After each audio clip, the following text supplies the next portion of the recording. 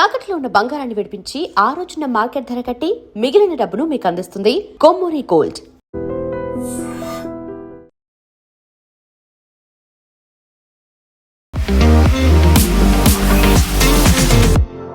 So budget గురించి బోల్డ్ and expectations ఉన్నాయి. But for the first time హిస్టరీలో ఒక సండే రోజు పెట్టారు అంటేనే చాలా హై ప్రయారిటీ కింద ఉంది అనుకున్నప్పుడు మనకు లభించింది ఏంటి, ఏమొచ్చింది, మనం ఎన్ని రిక్వెస్టులు చేసినప్పటికీ ఏది రాలేదు, కేవలం ఒక హై స్పీడ్ రైల్ తప్ప ఇంకేం లేదు అనేటువంటి మాట నిజం కాదంటారా? ఫస్ట్ ఆఫ్ ఆల్ బడ్జెట్ అంటే వీళ్ళు అర్థం చేసుకోవాలి. బడ్జెట్లో పాలసీ అనౌన్స్మెంట్స్ ఉండదు ముందట్లో. ఈ budget is all about long term plan. బడ్జెట్లో ముందట్లాగా మేజర్ అనౌన్స్మెంట్ ఉండదు. మేము 10 ఎయిర్పోర్ట్లు కడతాము, మేము 30 ట్రైన్లు నడిపిస్తాము.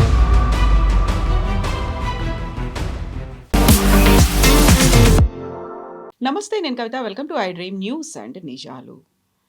కేంద్ర ఆర్థిక శాఖ మంత్రి నిర్మలా సీతారామన్ 9వ ప్రవేశపెట్టినటువంటి బడ్జెట్ మీద దేశమంతా చర్చించుకుంటోంది. దేశవ్యాప్తంగా దేశాన్నే ఒక యూనిట్గా చేసుకొని బడ్జెట్ని ప్రవేశపెట్టారు అంటుంటే రాష్ట్రాలకి ఒరిగిందేంటి, అందులోనూ పర్టికులర్గా తెలుగు రాష్ట్రాలకి ఏమిచ్చారు? తెలంగాణలో 8 మంది ఎంపీలు ఉన్నప్పటికీ తెచ్చింది గుండు సున్నా. ఇలాంటివన్నీ కేవలం ఆరోపణలు మాత్రమేనా? పొలిటికల్గా మాత్రమే దీన్ని చూస్తున్నారా? ఓవరాల్గా బడ్జెట్ ఎలా ఉంది? మనతో పాటుగా ఉన్నారు సీనియర్ జర్నలిస్ట్ సురేష్ కొచ్చతిల్ గారు. సార్ నమస్తే. సో బడ్జెట్ గురించి బోల్డ్ అండ్ ఎక్స్పెక్టేషన్స్ ఉన్నాయి. But for the first time హిస్టరీలో ఒక సండే రోజు పెట్టారు అంటేనే చాలా హై ప్రయారిటీ కింద ఉంది అనుకున్నప్పుడు మనకు లభించింది ఏంటి, ఏమొచ్చింది, మనం ఎన్ని రిక్వెస్టులు చేసినప్పటికీ ఏది రాలేదు, కేవలం ఒక హై స్పీడ్ రైల్ తప్ప ఇంకేం లేదు అనేటువంటి మాట నిజం కాదంటారా? ఫస్ట్ ఆఫ్ ఆల్ బడ్జెట్ అంటే వీళ్ళు అర్థం చేసుకోవాలి. బడ్జెట్లో పాలసీ అనౌన్స్మెంట్స్ ఉండదు ముందట్లాగా. 15 సంవత్సరాల ముందు పాలసీ అనౌన్స్మెంట్ బడ్జెట్లో వస్తుండే.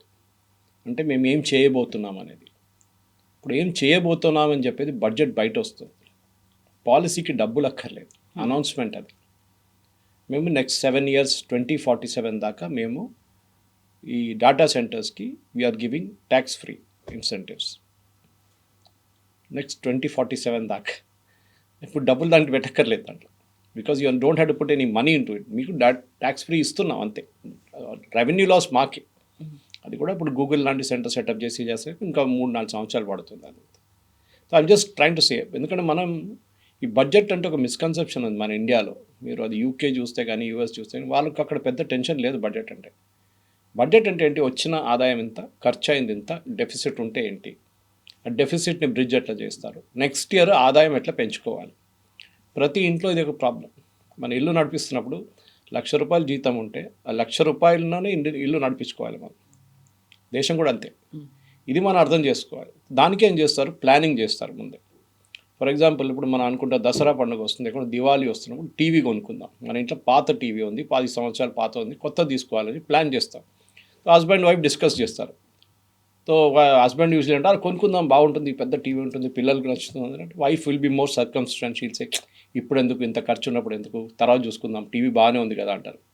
సో దట్ బడ్జెట్లో దాన్ని తీసేస్తారనమాట. This is simply what happens in the government. ఆ ప్రాసెస్ మనం ముందు అర్థం చేసుకోవాలి. బడ్జెట్ అనేది ఎట్లా స్టార్ట్ అవుతుంది?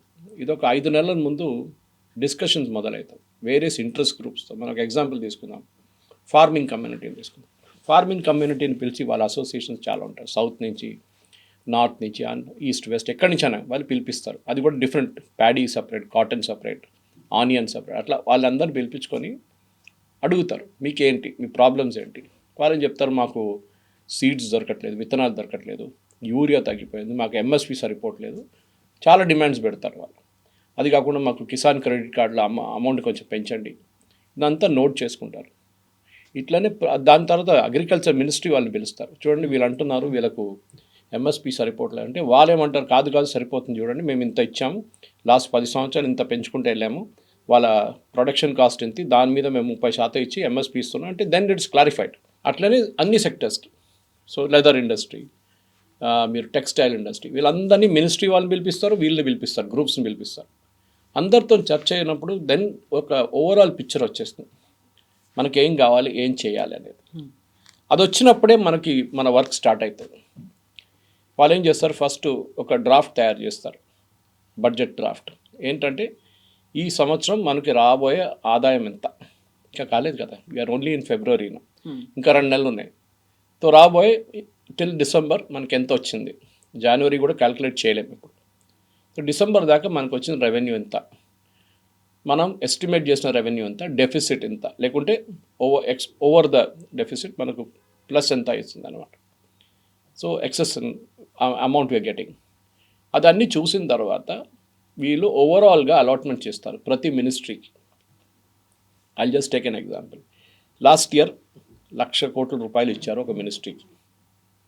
ఈసారి 80,000 ఇవ్వలేము కదా, తగ్గిస్తే వాళ్ళు ఏడ్చుకుంటారు. ఎందుకంటే అదే మినిస్ట్రీ కింద ఒక 30 డిపార్ట్మెంట్లు ఉంటుంది, 20 ఇన్స్టిట్యూట్లు ఉంటుంది, ఒక 50,000 మంది ఎంప్లాయీస్ ఉంటారు, వాళ్ళ ప్రోగ్రామ్స్ ఉంటుంది, వాళ్ళ విత్తనాలు. ఇప్పుడు టెక్స్టైల్ అనుకోండి, టెక్స్టైల్ వాళ్ళకు కొన్ని ఇన్సెంటివ్స్ కానీ, వాళ్ళ యాన్ కానీ, కమిటీ చాలా ఉంటుంది ఎక్స్పెండిచర్ వాళ్ళకి. ఇదంతా చూడాలంటే వాళ్ళకు ఒక లిస్ట్ ఉంటుంది, దాని ప్రకారం నెక్స్ట్ ఇయర్ ఒక 10% అయినా పెంచాలి మనం. So they make an allotment for that అనమాట. అట్లనే మిగతా అన్ని మినిస్ట్రీస్కి ఒక ప్లాన్ చేసుకుంటారు. ఇట్లా కొత్త కొత్త స్కీమ్స్ అనౌన్స్ చేస్తారు. ఇప్పుడు high speed rail corridor announce చేశారు. రేపటి నుంచి పని స్టార్ట్ కాదు, అది టైం పడుతుంది. ఫస్ట్ ఆఫ్ ఆల్ సర్వే చేయాల్సి వస్తుంది, సర్వేకి ఒక బడ్జెట్ పెట్టాల్సి వస్తుంది, 50 కోట్లు 100 కోట్లు. వీళ్ళు ఒక టీం సర్వే చేస్తారు, 6 నెలలు 8 నెలలు పడుతుంది సర్వే. ల్యాండ్ ఎంత కావాలి, ఏ రూట్ నుంచి వెళ్తుంది, పక్కన ఈ ఉన్న ట్రాక్ పక్క నుంచి వెళ్ళాలన్నా, నీకు ఇంకెక్కడన్నా సెటప్ చేయాలన్నా చాలా పని నడుస్తుంది. దాని తర్వాతనే ఒక ఎస్టిమేట్కి వస్తారు. ఓకే, మనకి ఇన్ని కిలోమీటర్లు ఉంటుంది హైదరాబాద్ నుంచి Bengaluru high speed rail corridor, 540 కిలోమీటర్లు ఉంటుంది, దానికి మనకి ఇంత కావాలి. Then comes the costing part of it. అది నెక్స్ట్ బడ్జెట్లో వస్తుంది. ఇప్పుడు అనౌన్స్మెంటే చేశారు అంతే. సో నెక్స్ట్ బడ్జెట్లో ఏం చేస్తారు, రైల్వే మినిస్ట్రీకి ఆ డబ్బులు ఇస్తారు వీళ్ళు. అది ఇంకోటి, ఎందుకంటే దీనికన్నా ముందు మనకు తెలుసు 15-20 సంవత్సరాల ముందు కూడా, 15 సంవత్సరాల ముందు రైల్వే బడ్జెట్ సపరేట్. అది ఇంకో డ్రామా ఉండే రైల్వే బడ్జెట్ అంటే ప్రతి యూనియన్ మినిస్టర్, ఏ రైల్వే మినిస్టర్ ఉన్నారో ఆయన కాన్స్టిట్యున్సీ నుంచి ఎన్ని ట్రైన్లు పోతాయి, ఎన్ని కొత్త ట్రైన్లు అక్కడి నుంచి మొదలైతే, ఎన్ని కొత్త ట్రైన్లు అక్కడ ఆగుతుంది, దాన్ని అనౌన్స్మెంట్స్ ఉంటుంది. అది గణికాంత్ చౌదరి గారు ఉండొచ్చు, మమతా బెనర్జీ ఉండొచ్చు, లాలూ ప్రసాద్ యాదవ్ ఉండొచ్చు, ఎవరైనా కానివ్వండి రైల్వే మినిస్టర్, వాళ్ళ కాన్స్టిట్యున్సీ నుంచి ట్రైన్లు పోవాల్సిందే. ఇప్పుడు చూడండి అట్లా కాదు కదా. ఇప్పుడు మనకి ఆ రైల్వే మినిస్ట్రీలో ఈ రైల్ కారిడార్తో సహా ఇంకా అనౌన్స్మెంట్ మనం చూడలేదు అసలు. ఉంది బడ్జెట్లో ఎక్కడో, కానీ 3 నెలలకు మోదీ గారు జెండా ఊపి 3 వందే భారత్ని పంపిస్తారు. ఇప్పుడు మనం అనుకుంటే దీని బడ్జెట్ ఎక్కడి నుంచి వచ్చింది, మనం అడగలేదే. దాని బడ్జెట్ ఆల్రెడీ అలోకేట్ చేశారు. బహుశా పోయిన సంవత్సరం చేస్తుంటారు, లేకుంటే దానికన్నా ముందున్న సంవత్సరం చేస్తుంటారు. ల్యాబ్స్ కాకుండా చూసుకున్నారు. అది దానికంటే కావాల్సిన ఎక్విప్మెంట్ అంతా ఆర్డర్ చేసుకున్నారు. నెక్స్ట్ 3 సంవత్సరాల్లో మనకి 50 వందే భారత్ ట్రైన్స్ కావాలి, అంటే కోచెస్ కావాలి, సెట్స్ అంటారు. ఒక they take a call on that 50 కావాలన్నా 100 కావాలో నాకు తెలియదు, కానీ I'm just taking a guess. Okay, దానికి ఎంత డబ్బులు కావాలి, దానికి ఇంత డబ్బులు కావాలి. రైల్వే బడ్జెట్లో ఎంత ఉంది, ఈ ఇయర్ ఎంత ప్రొడ్యూస్ చేయొచ్చు, ఈ ఇయర్ మనకి 25 ప్రొడ్యూస్ చేయొచ్చు, నెక్స్ట్ ఇయర్ 25. ఓకే, 25 బడ్జెట్ ఇది కేటాయిస్తారనమాట. చాలా కాంప్లికేటెడ్, అంత ఈజీ కాదు. దాని తర్వాత సెకండ్ డ్రాఫ్ట్ తయారు చేస్తారు. దాంట్లో అలొకేషన్స్ చూస్తారు. అంటే మాకు ఈ సంవత్సరం రావాల్సింది, I'm just ing a figure again, భారతదేశం బడ్జెట్ చాలా ఎక్కువ, 1000 రూపాయలు అనుకోండి మనకు రావాల్సింది. ఇప్పుడు దాకా వచ్చింది 750 రూపాయలే. ఇంకా 250 రూపాయలు 2 నెలల్లో రావాల్సి. యూజువలీ లాస్ట్ 2 మంత్స్లో పికప్ అవుతుంది కలెక్షన్స్. టార్గెట్ ఇస్తారు వీళ్ళు, ఇన్కమ్ ట్యాక్స్ డిపార్ట్మెంట్ కానీ మిగతా డిపార్ట్మెంట్, జిఎస్టీ వాళ్ళందరికీ ఉంటుంది. వాళ్ళు స్పీడప్ చేస్తారు కలెక్షన్. స్పీడప్ అయిన తర్వాత ఒక ఎస్టిమేషన్ వస్తుంది, బై ఏప్రిల్ ఒక తెలిసిపోతుంది. దానికన్నా ముందే వీళ్ళకి ఒక ఐడియా ఉంటుంది. ఓకే, ఈ సంవత్సరం మనకి 1000 కోట్లు కాకుండా ఒక 1000 కోట్ల 10 లక్షలు రావచ్చు, 20 లక్షలు, అంటే కొంచెం ఎక్సెస్. కానీ యూజువల్లీ ఎప్పుడు డెఫిసిట్ ఉంటుంది. మన ఖర్చులు మన జీవితం లాగానే, లైక్ మిడిల్ క్లాస్ ఫ్యామిలీ, ఖర్చులు ఎక్కువ, ఆదాయం తక్కువనే ఉంటుంది ఎంత అయినా కానీ. సో ఏం చేస్తారు, గవర్నమెంట్ బారో చేస్తారు. అంటే వాళ్ళు నోట్లు ప్రింట్ చేయలేరు, వాళ్ళు బారో చేస్తారు, మార్కెట్ నుంచి బారో చేస్తారు, ప్రజల నుంచే బారో చేస్తారు. యాక్చువల్లీ గవర్నమెంట్ ఏం చేస్తారు, ఒక 10,000 కోట్లు 20,000 కోట్లు 1,00,000 కోట్లు బారో చేస్తారు. ఆ బారో ఇంకొక లిమిట్ ఉంటుంది. ఈ ప్రాబ్లం ఎక్కడ వస్తుందంటే మన పర్సనల్ లైఫ్లో కూడా మనం చూస్తాం. ఒకసారి కొంతమంది వాళ్ళకి వచ్చే ఆదాయం కన్నా ఆల్మోస్ట్ 50% ఎక్కువ ఖర్చు పెడతారు. మీరు చూస్తుంటారు. అది ఏం చేస్తారు, దానికి ఖర్చు ఎట్లా వస్తుంది, మా డబ్బులు లేవు కదా, డబ్బులు లేని డబ్బులు మీరు ఖర్చు పెట్టండి. అంటే మీకు ఉన్న మంత్లీ శాలరీ 50,000 ఉంటే మీరు 75,000 ఖర్చు పెడతారు, ఈఎంఐలు అది ఇది అని చెప్పేసి. క్రెడిట్ కార్డ్, పర్సనల్ లోన్ తీసుకుంటారు. లాస్ట్లో ఆ సర్కిల్లో, డెట్ సర్కిల్లో వచ్చేస్తారు, మీరు కట్టలేకపోతారు. ఓకే, అది గవర్నమెంట్ కూడా అదే ప్రాబ్లం ఉంది. తెలంగాణ గవర్నమెంట్ ఉండొచ్చు, కేరళ గవర్నమెంట్ ఉండొచ్చు, మహారాష్ట్ర గవర్నమెంట్ ఉండొచ్చు, యూనియన్ గవర్నమెంట్ కూడా, వీళ్ళందరూ అప్పు తీసుకుంటారు. కానీ ఈ అప్పు అంతా మెజర్ చేసేటంటే percentage of GDP, state GDP or central GDP. ఆ జీడిపికి ఒక పర్సంటేజ్ మీరు బారో చేస్తే ప్రాబ్లం లేదు. డెఫిసిట్ పర్సంటేజ్ ఉంటుంది. For example union government deficit ఇప్పుడు 55.4. Okay, that is the deficit for the union government percentage wise, which is healthy, no problem. అది ఇంకా తగ్గించుకుంటే బాగుంటుంది. కానీ కోవిడ్ టైంలో అది 70 దాకా వెళ్ళింది, బికాజ్ ఆదాయం లేకుండా చాలా బారో చేయాల్సి వచ్చింది. ఈ అమౌంట్ ఇమీడియట్ కట్టక్కర్లేదు, ఇది ఇయర్ బై ఇయర్ కట్టేస్తారు ఈ అమౌంట్ ఇంట్రెస్ట్తో సహా. దానికోసం మీరు చూసుంటారు, వెన్ 100 రూపీస్ వస్తే ఆ 100 రూపీస్ ఎక్కడికి వెళ్ళిందని చెప్పి ఈ ఎకనామిక్ టైమ్స్ లాంటి పేపర్లో బడ్జెట్ నెక్స్ట్ డే చూపిస్తారు. వచ్చిన ఆదాయం 100 రూపాయలు, దాంట్లో శాలరీస్ అండ్ పెన్షన్స్ ఇంత, వెల్ఫేర్ స్కీమ్కి ఇంత, ఇంట్రెస్ట్ పేమెంట్స్ అని ఉంటుంది. ఇది ప్రిన్సిపల్ అమౌంట్ మాట్లాడలేదు, ఇంట్రెస్ట్ పేమెంట్. ఎక్కడ కూడా చూసాం, కేసీఆర్ గారు వచ్చారు, మొత్తం విపరీతంగా 3 లక్షల కోట్ల అప్పు తీసుకున్నారు, అది ఇది అని చెప్పి, నాకు ఎగ్జాక్ట్ అమౌంట్ గుర్తులేదు. కానీ ఈ కాంగ్రెస్ వాళ్ళు ఆరోపణ చేస్తుంటారు, ఆయన మేడిగడ్డ కట్టడానికి, కాళేశ్వరం కట్టడానికి డబ్బులు తీసుకున్నాడు, left right and centre borrow చేసుకున్నాడు, ఇప్పుడు మేము కడుతున్నాం అని చెప్పి రేవంత్ రెడ్డి ఏడుస్తున్నారు. కరెక్ట్ అది. సో బారోయింగ్ ఎప్పుడు సెన్సిబుల్గా చేయాల్సి ఉంటుంది మనం. కానీ మనం చూడాల్సింది ఏంటంటే, మనకి వచ్చే ఆదాయంలో క్యాపిటల్ అసెట్స్ క్రియేట్ చేస్తున్నామా లేదా. క్యాపిటల్ అసెట్స్ అంటే మీరు ఒక బిల్డింగ్ కడుతున్నారా, రోడ్ కడుతున్నారా, ఒక రైల్వే స్టేషన్ కడుతున్నారా, ఒక బస్ స్టాండ్ కడుతున్నారా, హాస్పిటల్ కడుతున్నారా, క్యాపిటల్ అసెట్స్ క్రియేట్ చేస్తాం. కాదు, మేము ఫ్రీ బస్ రైడర్ ఇస్తున్నాం మహిళలకి, క్యాపిటల్ అసెట్ లేదు దాంట్లో. మీరు ఖర్చు పెడుతున్నారు కానీ దానికి ఒక అసెట్ క్రియేట్ కావట్లేదు. మీరు 1,00,000 కోట్లు ఖర్చు పెట్టారు, సరే 1,00,000 కోట్లు ఖర్చు పెట్టి ఏం చేశారు దాంట్లో? ఏం లేదు, ఇచ్చేసాం, అయిపోయింది. నెక్స్ట్ ఇయర్ మళ్ళీ ఇవ్వాల్సి వస్తుంది. సో దెర్ ఇస్ అ పెద్ద డేంజర్. ఇప్పుడు 16 ఫైనాన్స్ కమిషన్ కూడా అదే చెప్పారు. కొన్ని స్టేట్స్ అయితే వాళ్ళ బడ్జెట్ది 18% దాకా ఫ్రీబీస్లు ఇస్తున్నారు. ఒక 5 సంవత్సరాల ముందు ఇది 3-4% ఉండే. అంటే మీ దగ్గర ఉన్న 100 రూపాయల్లో మీరు ఇంకెక్కడో ఖర్చు పెట్టాల్సింది తీసేసి, బ్రిడ్జ్ కట్టాల్సింది, రోడ్లు కట్టాల్సింది, స్కూల్ కట్టాల్సిన డబ్బులు తీసుకొని, హెల్త్ కేర్ మీద ఖర్చు డబ్బులు తీసుకొని మీరు ఫ్రీబీస్కి ఇస్తున్నారు. మీకు ఎక్స్ట్రా అమౌంట్ ఎక్కడ రావట్లేదు, ఉన్న అమౌంట్ అడ్జస్ట్ చేసుకోవాల్సి వస్తుంది. ఫైనాన్స్ మినిస్టర్ పని అది. ఇది చాలా డేంజరస్. బట్ కొన్ని సిల్వర్ లైనింగ్స్ ఉన్నాయిలే. ఎందుకంటే ఈ బడ్జెట్ నేను చెప్పాను చూడండి, మన మిడిల్ క్లాస్ ఎక్స్పెక్టేషన్ అంటే ఇన్కమ్ ట్యాక్స్ తగ్గిందా, మనకి ఇంకేమైనా తగ్గిందా. జిఎస్టీ వచ్చిన తర్వాత, జిఎస్టీ బడ్జెట్ నుంచి బయటికి వెళ్ళిన తర్వాత బడ్జెట్లో రొమాన్స్ పోయింది మొత్తం. అంత టెన్షన్ లేదు బడ్జెట్. మీరు చూడండి, ముందు బడ్జెట్ ప్రజెంట్ చేస్తున్నప్పుడు యశ్వంత్ సిన్హాను, అది మన దానికన్నా ముందున్న ఫైనాన్స్ మినిస్టర్స్ ఎవరైనా, మన్మోహన్ సింగ్ గారు కూడా ప్రజెంట్ చేశారు ఒక్కోసారి, అరుణ్ జైట్లీ గారు, చిదంబరం చేశారు. అప్పుడు చాలా టెన్షన్ ఉండే, ఏం పెంచేస్తారో, సిగరెట్ పెంచిపోతే మందు పెంచుతారో, అక్కడ చెప్పులు కాస్ట్లీ అవుతుందో, లేకుంటే ఇక్కడ టెలివిజన్ సెట్ కాస్ట్లీ అవుతుందో, ఇదే ఉంటుంది. ఇప్పుడు అదంతా జిఎస్టీ బయటికి వెళ్ళిపోయింది. ఇప్పుడు ఆ జిఎస్టీ ఎలిమెంట్ వెళ్ళిన తర్వాత బడ్జెట్లో ఎక్కువ ప్రొనౌన్స్మెంట్స్ లేవు. ఈసారి జిఎస్టీ రేషనలైజేషన్ జరిగినప్పుడు మనకు గుర్తుంటుంది, 4 స్లాబ్ నుంచి 2 స్లాబ్ చేశారు. అది అవుట్ సైడ్ బడ్జెట్ జరిగింది. అది కూడా 6 నెలల ముందు. బడ్జెట్తో సంబంధం లేదు, కానీ బడ్జెట్తో సంబంధం ఉంటే ఉంది. ఎందుకంటే budget collection of GST also comes in to the budget. కానీ జిఎస్టీ కలెక్షన్ చూడండి, మీరు మొదలైనప్పుడు ఫస్ట్ జిఎస్టీ కలెక్షన్ 45,000 కోట్లు ఎంతో ఉండే నెలకి. ఇప్పుడు 2 లక్షలు నడుస్తుంది. అంటే ఆ బేస్ ఎక్స్పాండ్ చేశారు వాళ్ళు. ప్రతి పానీపూరి వారిని, పాండబ్బా వారిని అందరూ వేసుకున్నారు ఇప్పుడు జిఎస్టీ వాళ్ళు. యూపీఐ కొట్టంగానే వాడు చూపిస్తుంది వాడు అమౌంట్ ఎంత అని చెప్పేసి, ప్రతిరోజు బ్యాంకులో ఎంత పడుతుందని తెలుసు. ఇన్కమ్ ట్యాక్స్ వాళ్ళకి నోటిఫికేషన్ వస్తుంది. దట్స్ అ బ్రాడ్ పిక్చర్ అనమాట. కానీ బ్యాంక్లో కూడా ప్రాబ్లం ఉంది మన దగ్గర. ఇప్పుడు లేటెస్ట్ రిపోర్ట్ నిన్న చూసాను ఎకనామిక్ టైమ్స్లో, బ్యాంక్ డిపాజిట్ తగ్గిపోయింది అనమాట. ఇప్పుడు దానికి కారణాలు ఉన్నాయి. మన జనరేషన్ బ్యాంక్లో డబ్బులు వేస్తారు, శాలరీ నుంచి తీసేటప్పుడు కూడా బ్యాంకులో కొంచెం ఉంచుకుంటాం మన ఎమర్జెన్సీ కోసం. ఒక 50,000 1,00,000 రూపాయలు వస్తే ఎక్స్ట్రా ఏదైనా దాని నుంచి వచ్చినప్పుడు దాన్ని ఎఫ్డీలు వేసేస్తాం. ఇప్పుడున్న జనరేషన్కి ఎఫ్డీతో సంబంధం లేదు. They are not bothered about FD. వాళ్ళు గోల్డ్లో పెడతారు ఇన్వెస్ట్మెంట్, స్టాక్స్లో పెడతారు ఇన్వెస్ట్మెంట్, క్రిప్టో కరెన్సీలో పెడతారు ఇన్వెస్ట్మెంట్, ల్యాండ్ కొనుక్కుంటారు, లేకుంటే అపార్ట్మెంట్ కొనుక్కుంటారు. ఇప్పుడున్న జెన్జీ జనరేషన్కి that is most important. So వాళ్ళు బ్యాంక్లో తక్కువ డబ్బులు పెట్టినప్పుడు బ్యాంక్ వాళ్ళకి లోన్ ఇవ్వడానికి ప్రాబ్లం అవుతుంది. That has been discussed in this budget.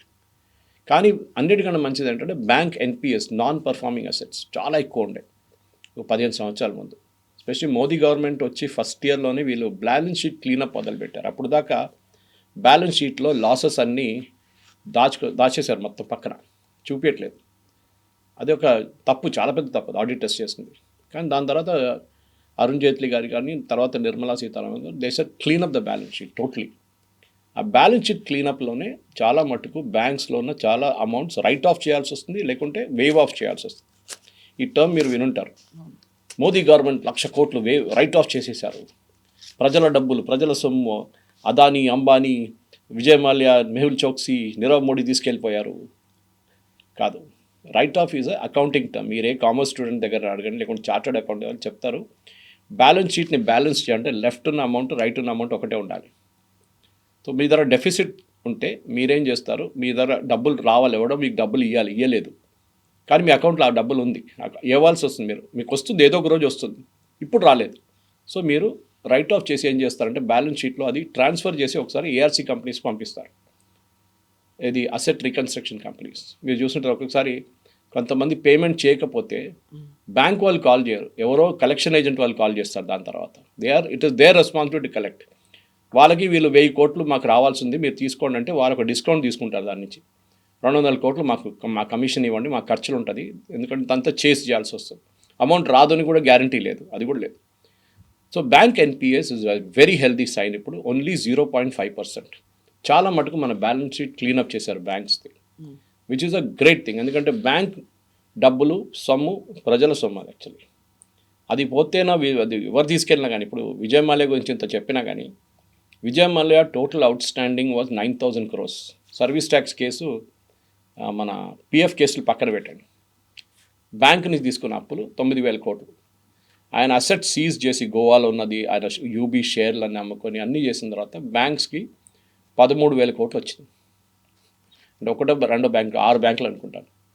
అంటే వాళ్ళకు మోర్ దెన్ ద అమౌంట్ వచ్చేసింది, principal of interest. So bank cleanup చాలా బాగా జరుగుతుంది.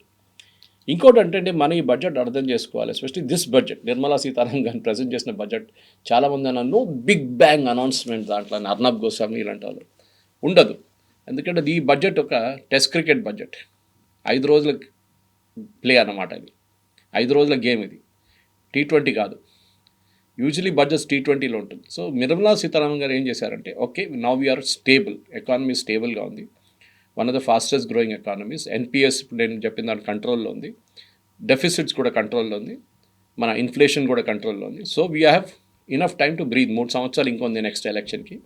ఒక రోడ్ మ్యాప్ వేద్దామని చెప్పి చాలా మటుకు ప్రొనౌన్స్మెంట్స్ చేశారు. దాంట్లో మీరు చూసుంటారు, ఇప్పుడు ఇన్ఫ్లేషన్ కూడా చాలా తక్కువ, 3% కన్నా తక్కువ. దానికన్నా తక్కువ వెళ్ళకూడదు, వెళ్తే ప్రాబ్లమ్ స్టాగ్ఫ్లేషన్ అయిపోతుంది, కన్జంప్షన్ ఉండదు మార్కెట్లో, కొనడానికి ఎవరు కొనరు, అది కూడా ప్రాబ్లం ఉంటుంది, కొనాల్సిందే అన్నమాట. ఇప్పుడు జరిగిన దాంట్లో మనం చూసాం, ఈ one of the major announcement ఏంటంటే డేటా సెంటర్స్కి, మన దగ్గర ఉన్న డేటా సెంటర్స్ సెటప్ చేసో లేకుంటే సెటప్ చేసిన దాంట్లో ఇన్వెస్ట్ చేసిన వాళ్ళకి 2047 దాకా they given a tax waiver. Tax ఉండదు మీకు, ఇన్కమ్ ట్యాక్స్, మీరు ట్యాక్స్ కట్టక్కర్లేదు, కార్పొరేట్ ట్యాక్స్ ఏదైనా కానీ. అది ఎందుకు చేస్తున్నారంటే చాలా మటుకు మన డేటా తీసుకెళ్ళి ఫారిన్ కంట్రీస్లో పెట్టుకున్నారు వీళ్ళు. అది మీ ఫేస్బుక్ అకౌంట్ ఉండొచ్చు, మన ట్విట్టర్ అకౌంట్ ఉండొచ్చు, మన కొన్ని ఇంటర్నేషనల్ సబ్స్క్రిప్షన్స్ ఉండే అదన్నీ డీటెయిల్స్ అక్కడ ఉంటుంది. ట్విట్టర్ దగ్గరనో ఎవరైనా యూఎస్లోనో యూరోప్లోనో పెట్టుకుంటారు. Even government accounts, government data కూడా ఒకసారి అక్కడ పెట్టుకుంటారు నాకు తెలియకుండా. ఇప్పుడు జీమెయిల్ ఉందనుకోండి, జీమెయిల్ సర్వర్ ఇండియాలో లేదు, బయట ఉంది. రేపు పొద్దున ఆ జీమెయిల్ వాడు అంటాడు భారతదేశంలోనే మొత్తం అకౌంట్ నేను బ్యాన్ చేసేస్తున్నాను అని చెప్పి ఆఫ్ చేసేస్తే ఎవరు ఏం చేస్తారు? గూగుల్ వాళ్ళు చేసినప్పుడు యూ కెనాట్ డూ ఎనీథింగ్. దానికి ఒక ఎగ్జాంపుల్ ఇస్తాను కవిత గారు మీకు. మన దగ్గర నేరా అని చెప్పి ఒక ఆయిల్ కంపెనీ ఉంది, వాళ్ళ కొన్ని పెట్రోల్ బంక్ కనిపిస్తుంది మీకు అక్కడక్కడ. They have investment from Rosneft, Russian company, oil company. వాళ్ళు ఐఓసిఎల్ ఈ 2 కంపెనీలు రష్యా దగ్గర నుంచి ఆయిల్ కొన్నారు చాలా సంవత్సరాలు మన దగ్గర. దానికి యూఎస్ శాంక్షన్స్ పెట్టారు, యూరోప్ శాంక్షన్స్ పెట్టారు. యూరోప్ ఏం చేశారంటే నేరం కాదు, any company dealing with Russia వాళ్ళ మీద బ్యాన్ పెట్టేశారు. వాళ్ళు ఏం యూజ్ చేసినా అది బ్యాన్, అంటే అమౌంట్ బ్యాంక్లోని అమౌంట్ సీజ్ చేసుకున్నారు, వాళ్ళు ఇంకా పేమెంట్ చేయాల్సిన అది కూడా సీజ్ చేసుకున్నారు, అన్ని అసెట్స్ కూడా సీజ్ చేసుకున్నారు. భారతదేశంలో అసెట్స్ సీజ్ చేయలేరు, వాళ్ళు ఇక్కడ ఉన్నారు నయారా. వాళ్ళు ఏం చేశారంటే నయారా యూజ్ చేసే ఈఆర్పి సాఫ్ట్వేర్ శాప్ వాళ్ళది, శాప్ జర్మనీ. వాళ్ళు ఒకరోజు పొద్దున నయారా వాళ్ళు వచ్చి వాళ్ళ సిస్టమ్స్ ఆన్ చేస్తే పని చేయట్లేదు. ఏంట్రా అని చెప్పి లోకల్ ఆఫీస్ ఫోన్ చేసి, చాలా పెద్దది ఈఆర్పి వాళ్ళది, so controlling so many petrol bunks, refineries, అది ఇది అన్ని దాని మీద డిపెండెంట్ ఉంది. ఏంటని అడిగితే ఇండియా ఆఫీస్ అంటే మాకు తెలియదు, మాకు యూరోప్ నుంచి ఇన్స్ట్రక్షన్స్ వచ్చింది, మీరు రష్యాతో డీల్ చేస్తున్నారు కదా, మీ ఈఆర్పిని డీయాక్టివేట్ చేయమన్నారు అని చెప్పి. ఆలోచించండి, డబ్బులు కట్టి కొనుక్కున్న ఈఆర్పిని ఓవర్ నైట్ డీయాక్టివేట్ చేసేసారు వాళ్ళు జర్మనీ నుంచి. ఇండియన్ కంపెనీ ఏమంటున్నారు, శాప్ ఇండియా మాకు తెలియదు అంటున్నారు. వాళ్ళు చేశారు, మేమేం చేయలేము. This is the danger. రేపు ఏదైనా చేయొచ్చు మనతో. ఇప్పుడు చూసినాం మనం, రష్యా వార్ మొదలైనప్పుడు రష్యాకి $200 బిలియన్ యూరోప్లో ఉన్న బ్యాంకులలో డబ్బులు ఉంటాయి. అది వాళ్ళ ఖర్చులకి దానికి దీనికి పేమెంట్స్కి వాడుకున్నారు గవర్నమెంట్, రష్యన్ గవర్నమెంట్. యూరోప్లో చేయాల్సిన పేమెంట్స్, అక్కడి నుంచి వచ్చే పేమెంట్స్ అంతా అకౌంట్లో యాక్టివ్గా ఉన్నాయి, London and some other places. ఈ వార్ మొదలైనప్పుడు రష్యా ఏం చేశారంటే యూరోపియన్ యూనియన్ ఆ అకౌంట్ బ్లాక్ చేసేసారు. రష్యాకి యాక్సెస్ లేదు. ఆ $200 బిలియన్ నుంచి కొన్ని డబ్బులు already I think $50 billion they are given to Ukraine. Russia డబ్బులు యూరోప్లో ఉన్న బ్యాంక్స్లో పెట్టి డబ్బులు తీసి యూక్రెయిన్కి ఇచ్చారు. So government of India is now saying no, you will base, ముందైతే ఇన్స్ట్రక్షన్స్ ఇచ్చారు, గుర్తుంటుంది మీకు, all the data centres should be based in India. మన టిక్టాక్ ఎందుకు బ్యాన్ చేసామంటే మన డేటా అంతా చైనీస్ వాళ్ళ దగ్గర ఉండే. మీరు బిలీవ్ చేయరు, ఒక 3 సంవత్సరాల ముందు గవర్నమెంట్ ఆఫ్ ఇండియా వాళ్ళ ఐబీ కానీ మిగతా డిపార్ట్మెంట్స్ ఒక స్వీప్ చేశారు. స్వీప్ అంటే దే డిడ్ ఎలక్ట్రానిక్ చెక్.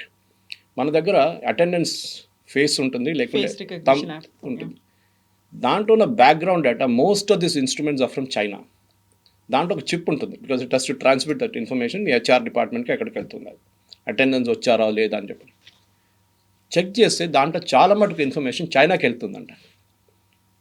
కొన్ని ఈ biometric and face recognition system defence మినిస్ట్రీలో ఉండే, కొన్ని నేవల్ బేసిస్లో ఉండే, కొన్ని ఎయిర్ ఫోర్స్ బేసిస్లో ఉండే, కొన్ని ఆర్మీ బేసిస్లో ఉండే. అంటే అక్కడ పనిచేస్తున్న ఆర్మీ బేస్లో ఎవరు ఉన్నారు వాళ్ళ డీటెయిల్స్ మొత్తం చైనాకి వెళ్ళింది. సో ఇమ్మీడియట్గా డీయాక్టివేట్ చేశారు మొత్తం దాన్ని. సో ఆల్ సీసీటీవీ కెమెరాలు కూడా తీసేశారు. ఓన్లీ మేడ్ ఇన్ ఇండియా, అది కూడా చెక్ చేసిన తర్వాత క్లియరెన్స్లోనే హై సెక్యూరిటీ క్లియరెన్స్ వచ్చింది.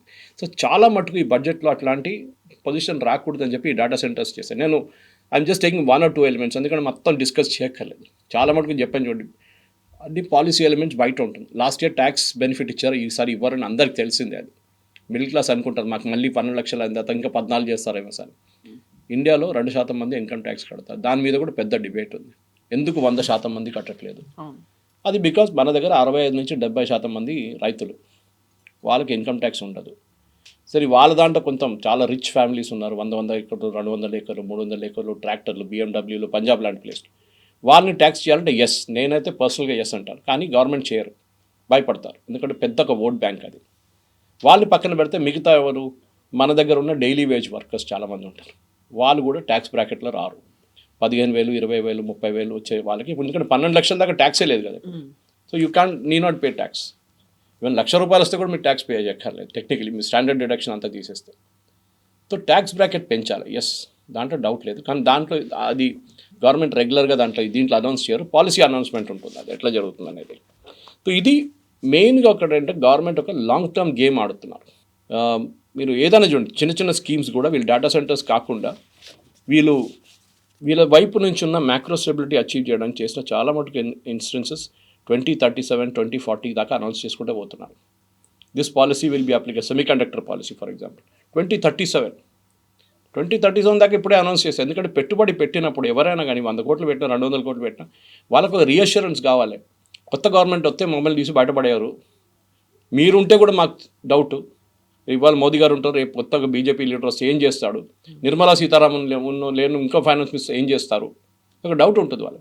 So they want continuity of policy which is not there in US. Trump అదే ప్రాబ్లం వచ్చింది, బైడెన్ పెట్టిన అన్ని నిర్ణయాలు పక్కన తీసేసాడు, అన్ని చేంజ్ చేసేసాడు. సో కంపెనీలు భయపడతారు అట్లాంటి. సో భయపడకుండా ఉండడానికి చేస్తున్నమాట. అది కాకుండా రైల్వే బడ్జెట్లో ఐ థింక్ 10% పెంచారు, 10.2% పెంచారు డిఫెన్స్ సెక్టర్లో. అండ్ దాన్ని నిర్మలా సీతారామన్ స్పీచ్లో చాలా క్లియర్గా చెప్పింది. లాస్ట్ 10 సంవత్సరాల్లో డిఫెన్స్లో పెట్టిన పెట్టుబడి ఆపరేషన్ సింధూర్లో రిజల్ట్ చూపించింది మాకు, విచ్ ఇస్ కరెక్ట్.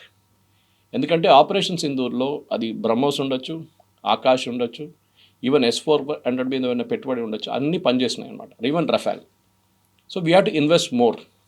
సో ఈసారి 15% పెంచారు డిఫెన్స్ బడ్జెట్ లాస్ట్ ఇయర్తో పోలిస్తే. And one element and one more important thing అంటే ఇన్నోవేషన్ అనే ఒక కాన్సెప్ట్ పెట్టారు. ఒట్టిగా it is not just production or something like that, innovation కూడా పెట్టారు. ఇన్నోవేట్ చేయండి డిఫెన్స్లో. ప్రైవేట్ సెక్టర్ చాలా కంపెనీలు ఉన్నారు ఇప్పుడు డిఫెన్స్ సెక్టర్లో, ముందట్లా కాదు. More than private sector, private sector companies చాలా, బాబా కళ్యాణి గ్రూప్ కానీ, టాటాస్ కానీ, మహీంద్రాస్ కానీ, చాలా గ్రూప్స్ పనిచేస్తున్నారు. చిన్న చిన్న స్టార్టప్స్ కూడా ఉన్నారు. మన దగ్గర లోకేష్ మిషన్స్ ఉంది, MTAR ఉంది, చాలా కంపెనీస్ ఉన్నారు అట్లా. ఇప్పుడు ఏం జరగబోతుందంటే కవిత గారు, government is not thinking of this year, next 10 years ఆలోచిస్తున్నారు అనమాట.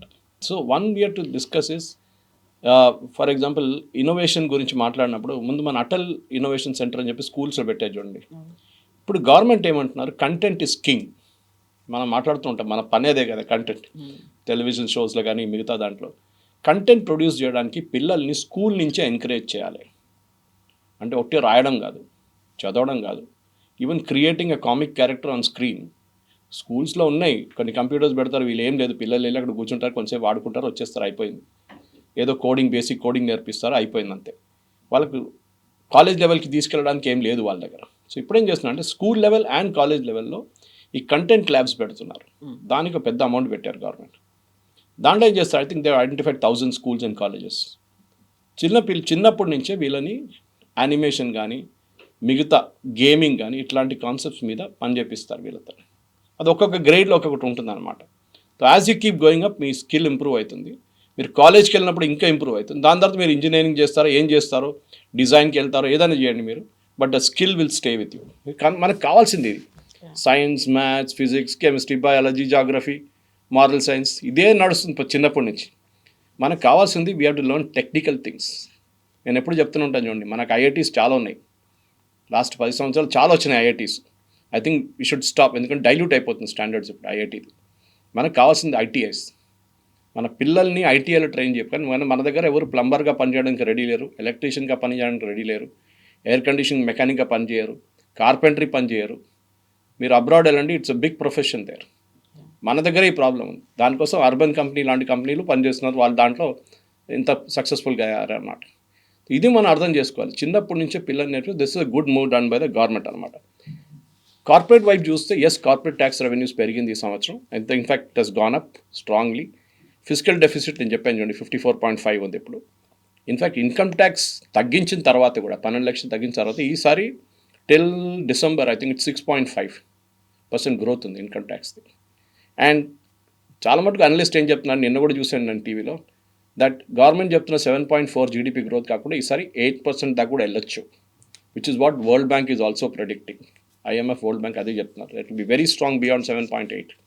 సో 8% వస్తే బాగుంటుంది. సో మనం ఏం అర్థం చేసుకోండి, ఇప్పుడు ఎప్పుడు చైనా అని కంపేర్ చేస్తాం మనం కవిత గారు. చైనా సౌత్ ఏషియన్ క్రైసిస్ వచ్చినప్పుడు, ఎకనామిక్ క్రైసిస్ వచ్చిన టైంలో ఒక 10 years China did very well. Double digit growth వచ్చింది వాళ్ళకి. అది మనం మర్చిపోకూడదు. We have to achieve double digit growth somewhere. 5 సంవత్సరాల తర్వాత మన డబుల్ డిజిట్ గ్రోత్ మొదలవుతుంది అనమాట. అది మొదలైనప్పుడే మనకి we can pick up to somewhere and 9% గ్రోత్కి రావచ్చు మనం. ఆ 9% వస్తే చాలు, then we can pick up from there and run with it అనమాట. 2001 నుంచి 2007 I remember that China's growth was actually in that phase. Double digit అంటే 10% అండ్ మోర్ వాళ్ళ గ్రోత్. ఇప్పుడు మళ్ళీ తగ్గి కిందకి వచ్చారు వాళ్ళు. మనం ఇప్పుడు 7.2 ఉన్నాం, 8కి వచ్చామనుకోండి, నెక్స్ట్ 9. కోవిడ్ తర్వాత చాలా దేశాలు ఇంకా రికవర్ చేయలేదు. ఇంకా యూరోప్ చూడండి, యుఎస్ చూడండి, అందరూ 4.5, 2.3 ఆ రేంజ్లో ఉన్నారు అందరు. మనం ఇప్పుడు కూడా 7లో we are consistently at 7.5. So GDP growth అది, it is not GDP. GDP ఎంత పెరిగింది, 100 నుంచి 150కి వెళ్ళిందా, 100 నుంచి 110కి వెళ్ళిందా, 100 నుంచి 120కి వెళ్ళిందా, that is what we are looking at అనమాట. సో లాంగ్ టర్మ్ ప్లాన్ నడుస్తుంది ఇప్పుడు. ఈ budget is all about long term plan. బడ్జెట్లో ముందట్లాగా అనౌన్స్మెంట్స్ ఉండదు, మేజర్ అనౌన్స్మెంట్ ఉండదు. మేము 10 ఎయిర్పోర్ట్లు కడతాము, మేము 30 ట్రైన్లు నడిపిస్తాము, మేము అది ఇస్తాము, మేము ఇది ఇస్తాము, ఏమి ఉండదు. All those are policy announcements which is made outside the budget. డబ్బులు పెట్టక్కర్లేని అనౌన్స్మెంట్స్ అంతా బయట చెప్తారు. డిఫెన్స్ సెక్టర్కి మేము 15% పెంచాము. ఇప్పుడు వాళ్ళు అనౌన్స్మెంట్ చేస్తారు, ఆ 15% మేము ఎట్లా ఖర్చు పెడతాం. రైల్వేకి 10% ఎక్కువ ఇచ్చాం. నెక్స్ట్ ఇయర్ మేము 12 వందే భారత్ నడిపిస్తాం. That is announcement they will make. ప్రతి మినిస్ట్రీ, అశ్విని వైష్ణవ్ గారు అది చూసుకుంటారు, రాజ్నాథ్ సింగ్ డిఫెన్స్ చూసుకుంటారు, వచ్చిన డబ్బులు వాళ్ళు పంచిపెట్టుకుంటారు అనమాట. సార్ బోల్డ్ అని ఎపిసోడ్స్ కూడా ఉన్నాయి మాట్లాడుకోవడానికి. డెఫినెట్, ఎందుకంటే చాలా మటుకు నాకు నచ్చింది ఏంటంటే ఐఎమ్ ఎ ఫర్మ్ బిలీవర్, ఎందుకంటే నేను ఎకనామిక్ టైమ్స్లో పనిచేసిన మనిషి. నేను ఆ టైంలో బడ్జెట్ అనగానే మాకు ఆ వీక్ ఎవరికి లీవ్ కూడా ఇవ్వరు మాకు, లెక్కలన్నీ చూస్తూ. ఎందుకంటే ఇది రా డేటా వస్తుంది, మళ్ళీ ఇమ్మీడియట్ నెక్స్ట్ డే గ్రాఫిక్స్ అది ఇది కాపీలు పెంచేస్తారు, సేల్స్ పెరిగిపోతుంది. ఎకనామిక్ సర్వే సేల్స్ 30,000 కాపీలు, 40,000 కాపీలు పెరుగుతుంది ప్రింట్ ఎకనామిక్. ఇప్పుడు చూడండి ఆ ఎక్సైట్మెంట్ లేదు. ఇప్పుడు చూస్తున్నాం బడ్జెట్ అయిపోయిందా అంతే. దాని తర్వాత కొంతమంది అనలిస్ట్ ఫిక్కీ లాంటి లేకుంటే హెచ్ఎంఏ లాంటి ప్లేసెస్లో సిఐఏ లాంటి వాళ్ళు కొంచెం అనాలిసిస్ చేస్తారు అంతే. అనాలిసిస్ ముందు కూడా నాని పాల్కే వాళ్ళే చేస్తుండే analysis. To do it in bourbon స్టేడియంలో చేస్తుండే ఆయన. అంతమంది వస్తారు ఆయన వినడానికి.